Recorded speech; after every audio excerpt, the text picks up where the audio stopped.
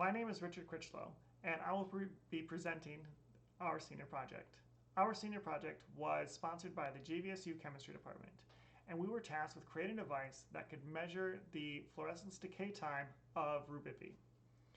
So what does that mean? What is fluorescence? Well, fluorescence is analogous to those glow-in-the-dark stars you had as a kid, right? You shine a flashlight onto the star, and eventually it collects its electrons, and then you stick it on the wall, and over the night it starts to get dim, right? So, so what we're doing is we're measuring the time it takes from once it's fully glowed to the time it doesn't glow anymore. And that's the general concept of what we're doing. So why measure fluorescence? Measuring fluorescence gives us insight into various physical and chemical properties of the chemical itself. In our application for the GVSU chemistry department, this will be used in the lab, and the students will have to use the data collected to tell various characteristics about rubiby.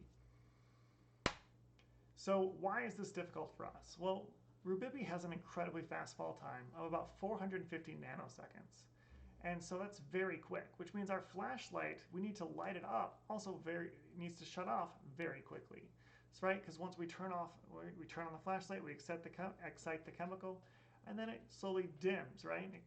Our flashlight needs to dim faster than the actual chemical. So we decided that our LED is going to shut off less than 100 nanoseconds. And then our light sensor, right? We have to capture how long this goes, is a very low signal, high noise sensor. It's very susceptible to both light noise and circuit board electronic noise. So we decided to use a blue LED and an orange filter because rubiby absorbs blue light very well, which means that we can use less energy to excite it. And then we used an orange filter because the rubiby emits an orange light. So by using an orange filter on the light sensor, we know that most of the light we're going to be getting into the sensor is going to be from that rubiby sample.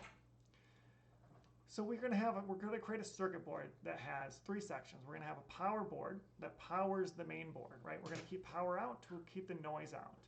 And then we're going to have the excitation circuit, which is going to be that blue LED. And then we're going to have the collection circuit, which is going to turn that light sensor and give us a signal down that we can measure. And all of this is going to get thrown into a box that's going to be light proof to avoid any other lights getting into the sensor itself. And the way this will work is it'll be hooked up to a function generator, excuse me, that will control how fast the LED will light up and then turn off. So we can get multiple measurements across the sample. And then that will go into the box.